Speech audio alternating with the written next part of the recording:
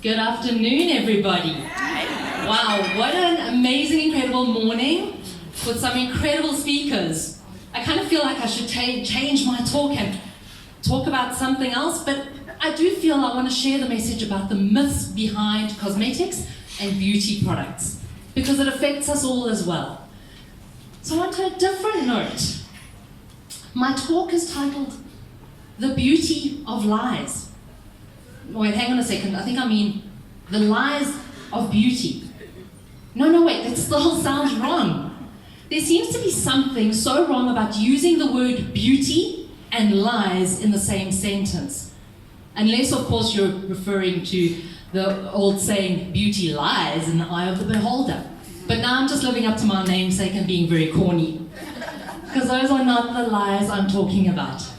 I'm talking about the mistruths, half-truths, or actually call them what they are, lies, that cosmetic companies tell us to make us buy their products. So now you're wondering, what on earth are these lies? I'm not talking about that you will look younger within 5 seconds of application. That's not the lie either. Talking about the kinds of things that they're saying. These are the top 5 toxic ingredients in your day cream. Parabens cause cancer, so use our product because we're paraben-free. Silicones are dangerous, we're silicone-free. Sulfate-free, chemical-free. Are those beginning to ring a bell as to what the claims are? Well, they're all a bunch of lies. How did they all get started as lies? Well, the trend started around about 15 years ago. There was a huge surge in demand for natural beauty products in the market. Unfortunately, the ingredients that were available to formulate purely natural products at the time were very limited, which meant the natural products the consumers were demanding didn't feel as great. In all honesty, they felt pretty crap. They were sticky, they were oily, they made the hair all dry and tacky and brittle. They weren't the amazing, fabulous products that were on the shelves.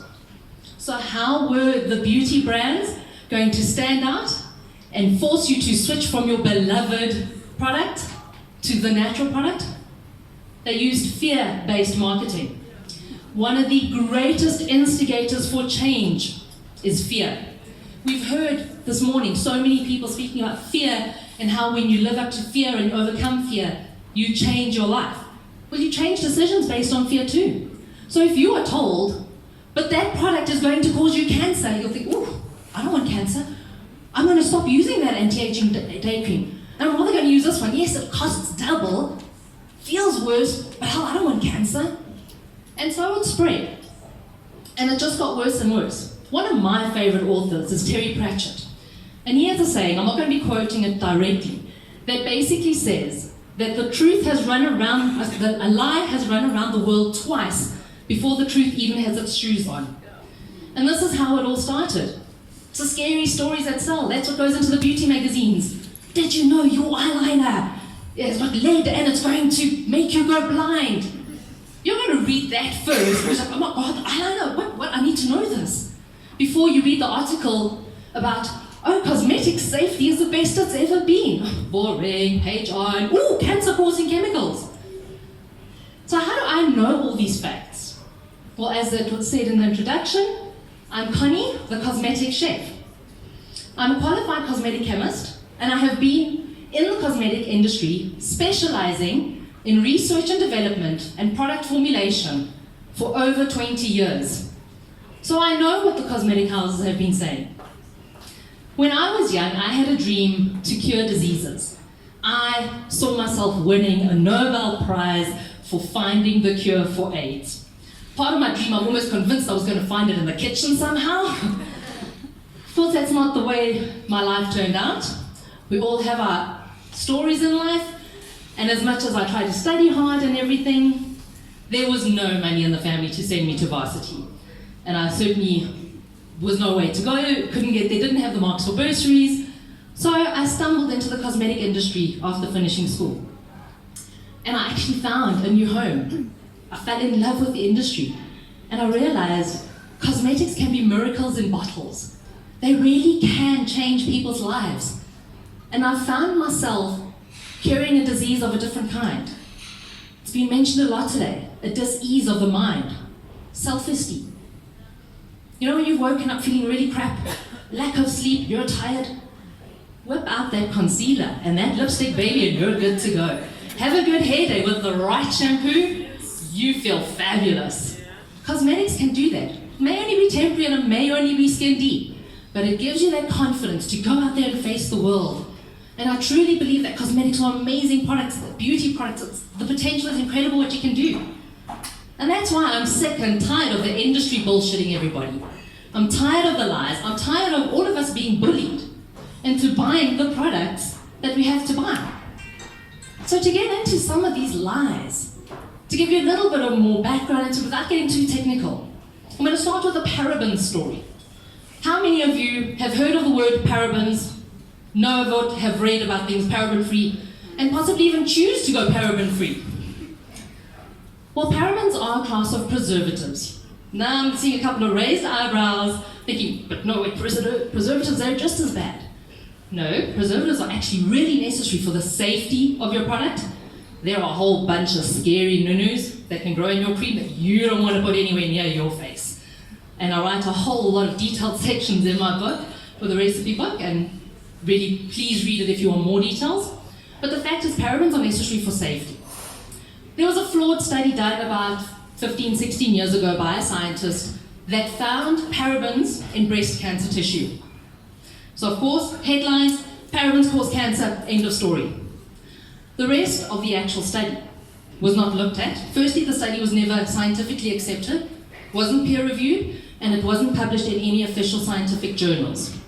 Reason being, the study was done incorrectly, because this lady actually found parabens in all of the tissue cultures she was testing, including the control sample that wasn't supposed to have parabens in it.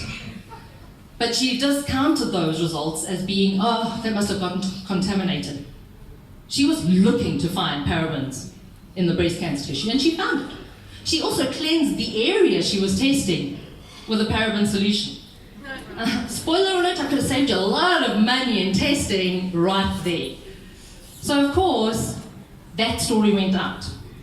But now scientists as they are, we like to do research. We like to verify our facts before jumping up and going, oh, but no, they're fine. Scientific community did get worried. I thought, but what if there is? What if we've been falsely living here? So while the lie was racing around the world in a couple of seconds, scientists decided, let's redo all those tests. Let's make sure that they're safe. Because contrary to popular belief, scientists or cosmetic chemists were not all undercover serial killers wanting to do a mass extermination by selling you toxic products. So the scientists went back, repeated all the tests. And I'm talking about over 100 tests done to try and replicate those results. In every single one of those tests, parabens were found to be safe. They could not find any parabens in any cancerous tissue or no links between parabens and cancer. Of course, by this stage, the news about parabens and anything truthful about parabens is on page 6 of Google, and whoever goes past page 2, you could bury a body on page 3, no one will find it. So by this stage, nobody wanted to hear the real stories, and then it became easier for the cosmetic industry to just go with the flow. Because yes, consumers were demanding paraben-free, and if we had put parabens in, educating consumers is going to take too long, it's too tedious, let's not go down that route. Let's reformulate without parabens, it's easier. And so the trend became bigger and bigger, and the lie became the truth, even though it wasn't. Parabens are so safe that they are one of the only preservatives that is used in baby medication. You have it in your Panado syrup because you can't have alcohol in baby products, so they put in parabens. That's how safe they are. Actually, a lot of plants produce parabens as well to protect themselves. So it starts debunking a whole lot of myths when you know the facts. One of my other favorite claims that I get really upset about, the term chemical-free. We all love hearing that one. Use our products, we're chemical-free. No. Each and every single one of us sitting here is a chemical concoction. We are made up of carbon, oxygen, nitrogen, hydrogen. Every little part of your body you will find on the periodic table of elements. The very water you drink is a chemical. It's a mixture of hydrogen and oxygen. The air you breathe is a chemical. The term chemical-free does not exist. Everything is a chemical. So I just wish that one would disappear, because it is the biggest load of rubbish and makes you believe something is safe when it's not. Same thing with silicones. People talk about silicones being so bad. Silicones are synthetic. They're man-made materials made in a lab. They are made for a purpose. Most often they are used in hair care products. They are the ingredients in your conditioners, in your styling creams, that give you silky, soft detangling. Very few natural products can replicate that. So silicones have a very good purpose, and they're perfectly safe. A personal story about silicones. Just before Easter this year, my mother was diagnosed with stage 3 throat cancer. And it was a huge shock to us, and my mom didn't want to do any hectic treatments, but then the doctors did say to her that she has no choice. It is that or death, because she's very close to stage 4. So she decided, well, she's choosing life, and opted for really intensive, hectic radiation treatment. She had to have 47 radiation sessions daily. She didn't have breaks in between. The only time she had a break was when her skin was burnt so badly they actually couldn't even look at her. But there was a 3-day break. So anyway, her skin on the outside, because she was radiated from her nose down to her chest here, because they like to target the entire area to make sure they get all traces.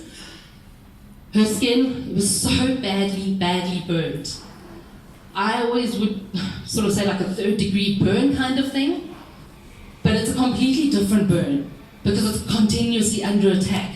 Think about the worst sunburn you've ever felt. Multiply that by 47 and keep going back out into the sun with that sunburn is the only way I can imagine how it must have been for my mom. I thought, well, fantastic, I know what to do. I'm going to whip up a magic little concoction of really rich in vitamin E, rosehip oil, sesame oil, all the oils that I know that are brilliant, soothing, healing. She could not have that on her skin. It burnt her like crazy. It made her cry from pain. Straight, pure coconut oil did not work on her skin. The only thing she could use was a medical-grade silicone gel that was designed to protect her skin and give her comfort and a barrier. Products are there for a reason. People bash mineral oil, and they say mineral oil is the worst ever. Firstly, mineral oil is actually natural. It comes from the earth, it's a byproduct from the oil that we get. The issue is it's not renewable. We always know that we're running out of oil reserves on the planet. But mineral oil, for instance, in baby skin, I mean, that's your baby oil. It's pure mineral oil. In baby skin has the most amazing benefit, because baby skins do not have a barrier function. Mineral oil acts as a barrier. It's protecting the skin while it's still developing its barrier function. As an adult, it's not going to have a lot of benefit because it just forms a barrier, but you've got a barrier function. So it probably doesn't have much benefit to you as an adult, but for a baby, it's got a benefit. Coconut oil is not going to give that same barrier, which means the baby's skin will be under attack from microbes, from UV, from whatever. So there is a reason why these products are there. So on to that note as well, not all natural is good. Not all synthetic is bad. When I say not all natural is good, we all go, oh, but no, of course natural is good. So would you like a teaspoon of arsenic in your tea? Would you like some mercury poisoning in your fish? They're also all totally natural. Humans' worst allergies are against natural proteins or natural living things. People being allergic to bees, peanut allergies, all of those, like certain food allergies. That's allergies to natural things. We're very, very quick to accept scientific advances and man-made things. When we look at our cars with ABS brakes and traction control and the Bluetooth technology and Google Maps, when we look at our smartphones and our whole lives fit into the palm of our hands. Wow, science is great, it's amazing, and look at what it can do. But when it comes to cosmetics, oh no, science is bad, science is going to kill us. I think we just all need to get a little bit more realistic about what the options are. If you think about all natural being good, I don't think the orangutans would agree.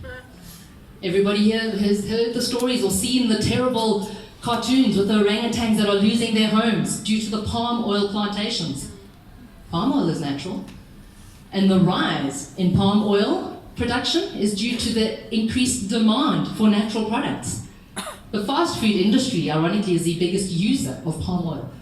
So while people want to slate, oh, don't use cosmetics, they'll go get to me his McDonald's on the way home, doesn't really help. But the fact is, I think it's time we start a revolution. I think it's time we start demanding to know about the products. Because when you're standing reading an ingredient label, there's a lot of big, scary words on that. But I want you to know that you don't need to fear those words. It's the same like your ID number. There's a whole whack of numbers. Numbers are scary when it's a negative bank balance. There's nothing scary in your ID number. It's a bunch of numbers. It's your identifying number. Those long chemical names are just the identifying names. There's a lot of natural ingredients that have horrendous names that I can't even pronounce. Don't fear the ingredient labeling. Cosmetics are safer than they have ever been. We are not in the time of Cleopatra, who did use lead as an eyeliner, or who crushed carmine beetles for lipstick and blusher. The safety standards a cosmetic product has to undergo are incredibly stringent. The products you see on your normal standard supermarket shelves are all safe. Whether they have parabens, whether they are natural, whether they are synthetic, they are tested for safety. So don't be bullied anymore. Don't believe the claims when people are trying to take your hard-earned money by making you fear the safety of the product. I want us all to buy the products that we want to buy because they make us feel amazing. I want the beauty back into beauty. I want to capture that wondrous excitement I had when I first got into the industry about how amazing these miracles in bottles are. How great it feels when you know you've been using a cream that has sorted out your problem skin, and for the first time in months you can go makeup free. Or when you find that amazing conditioner that you just know your hair is going to shine and glow like amazing. So let's look at buying products that work for us. Whether they cost 5 Rand and they're synthetic, or whether they cost you 5,000 Rand. If it works for you, grab it, own it, love it, choose it. But only because it works for you. So join me on my revolution and let's look at sustainable products. Let's look at balance. We can't swing one way or the other. Let's make sure the products are good for us, that are earth-friendly, that are skin-friendly. So let's not just diss the one side in favor of the other, because as we know, extremes, there's always some kind of consequences. So if there's ever anything you need to know, if you want to know a recipe of how to make your own fabulous products, you want to understand more about an ingredient or a crazy trend, who are you going to call? Conny, the cosmetic chef. Thank you.